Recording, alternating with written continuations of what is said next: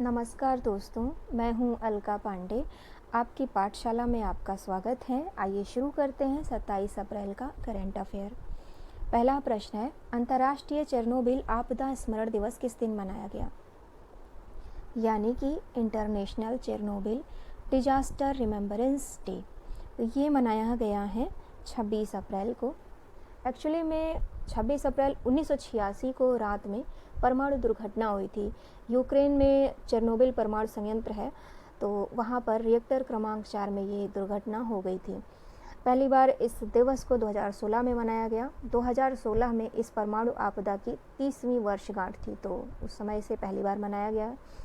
और इसे मनाया क्यों जाता है? मनाने का कारण ये है कि चेरनोबिल आपदा के जो परिणाम हुए, परमाणु ऊर्जा के जो जोखिम हुए, उसके बारे में जागरूकता बढ़ाने के लिए इसे मनाया जाता है।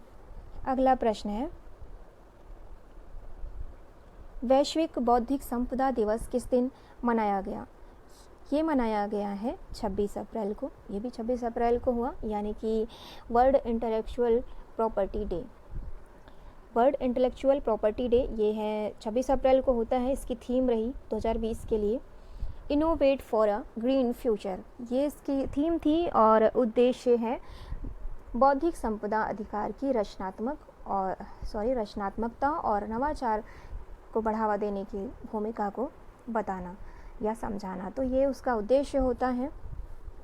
और इसका हेडक्वार्टर यानी कि विश्व बौद्धिक संपदा संगठन का हेडक्वार्टर है जेनेवा, स्विट्जरलैंड में। और CEO हैं फ्रांसिस गुरकी। अगला प्रश्न है,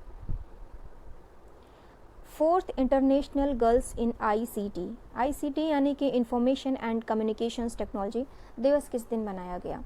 ये मनाया गया है 23 अप्रैल को। सी ऑप्शन है। और यह एक ग्लोबल इनिशिएटिव है जो लड़कियों को पढ़ाई करने और सूचना और संचार प्रौद्योगिकी में शीर्ष पद प्राप्त करने के लिए प्रेरित करता है। 2020 के लिए इसकी थीम रही एक्सपैंड हॉरिजॉन्स चेंज एटीट्यूड्स, ये इसकी थीम रही। अगला प्रश्न है, विश्व प्रयोगशाला पशु दिवस किस दिन मनाया गया? ये मनाया गया है 24 अप्रैल को। डी ऑप्शन है। अगला प्रश्न है, उत्तराखंड राज्य जिला प्रबंधन प्राधिकरण यानी कि USDMA यानी कि Uttarakhand state district management authority ने किस नाम से कोरोना वायरस पोर्टल लॉन्च किया है? ये इन्होंने लॉन्च किया है दृष्टि नाम से। और इस पोर्टल को जियो इन्फॉर्मेटिक्स सिस्टम टेक्नोलॉजी की हेल्प से बनाया गया है। यहाँ पर इस पोर्टल पर कोविड-19 के जो डेली अपडेट्स हैं वो दिए रहेंगे, रिलीफ कैंप्स की जानकारी मिलेगी और इस तरह से सारी सुविधाएं जो कोविड-19 से रिलेटेड है वो यहाँ पर मिल पाएंगी। और अभी 3-4 दिन पहले ही उत्तराखंड सरकार ने संपर्क दीदी नामक एक मोबाइल एप्लीकेशन लॉन्च किया था। उत्तराखंड की कैपिटल है देहरादून, CM है त्रिवेंद्र सिंह रावत और लैंग्वेज है हिंदी और संस्कृत। उत्तराखंड में जो चिपको आंदोलन हुआ था वृक्षों की कटाई के विरोध में, उत्तराखंड से हुआ था ये चिपको आंदोलन 1970 में। सुंदरलाल बहुगुणा ने इसका नेतृत्व किया था और गौरा देवी को चिपको आंदोलन का जननी माना जाता है। इनको चिपको वुमेन नाम से भी जाना जाता है, इनके बहुत महत्वपूर्ण योगदान के लिए इस आंदोलन में। उत्तराखंड में जिम कॉर्बेट नेशनल पार्क है और उत्तराखंड में मोती आंदोलन वृक्षारोपण को बढ़ावा देने के लिए शुरू हुआ था। उत्तराखंड की मधुमिता बिष्ट हैं, उनको उत्तराखंड की बैडमिंटन क्वीन के नाम से जाना जाता है, बैडमिंटन क्वीन। तो ये उत्तराखंड की बैडमिंटन क्वीन है। और यहाँ पर जो प्रमुख नगर हैं, जो शहर कह लीजिए, तो उन्हें झीलों का नगर है, नैनीताल को कहा गया, लीची नगर देहरादून को, फूलों की घाटी चमोली को। तो ये उत्तराखंड की जानकारी थी। अगला प्रश्न है, 23 अप्रैल 2020 को किस देश ने सार्क यानी कि south Asian association for regional cooperation सम्मेलन की मेज़बानी की? ये मेज़बानी की है पाकिस्तान ने। 23 अप्रैल को वीडियो कॉन्फ्रेंसिंग हुई और उस माध्यम से ये सम्मेलन हुआ, वीडियो सम्मेलन हुआ। भारत का प्रतिनिधित्व किया स्वास्थ्य सेवा महानिदेशक ने। सार्क में कुल 8 कंट्रीज़ हैं जिनके नाम भारत, पाकिस्तान, बांग्लादेश, भूटान, मालदीव, नेपाल, श्रीलंका, अफ़गानिस्तान। तो ये 8 देश हैं। इनके नाम याद करने की एक टेक्निक है छोटी सी, MBBS पेन। MBBS पेन यानी कि M से मालदीव, B से बांग्लादेश और B से भूटान और S से श्रीलंका। तो ये हो गया MBBS। और पेन में P से पाकिस्तान, A से अफ़गानिस्तान, I से इंडिया और N से नेपाल। तो ये टेक्निक थी छोटी सी MBBS पेन सार्क देशों को याद करने की। और इसकी स्थापना हुई थी सार्क की 8 दिसंबर 1985 में। हेडक्वार्टर है काठमांडू, नेपाल में। अफ़गानिस्तान इसमें बाद में आया था, 8वां सदस्य बना 2007 में। 14वां शिखर सम्मेलन हुआ तब अफ़गानिस्तान बना इसका सदस्य।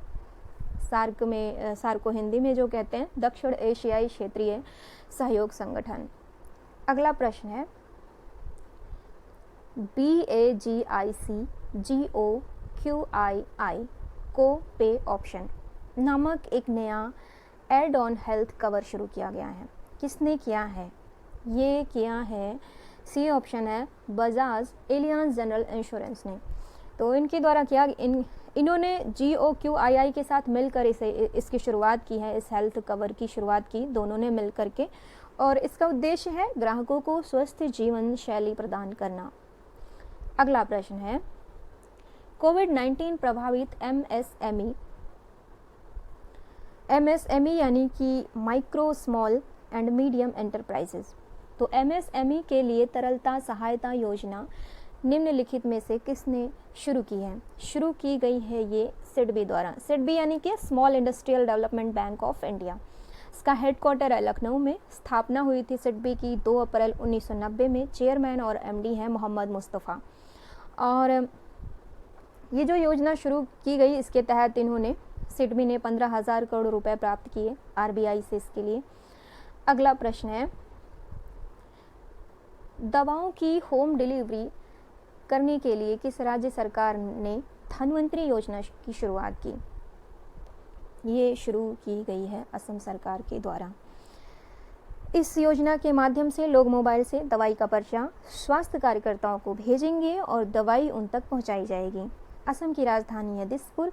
CM है सर्बानंद सोनोवाल।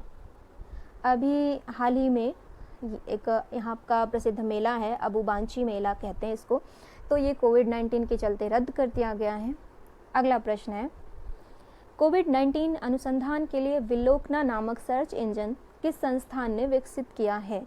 ये किया है यहाँ पर IIITM होगा, यानी IIITM होगा।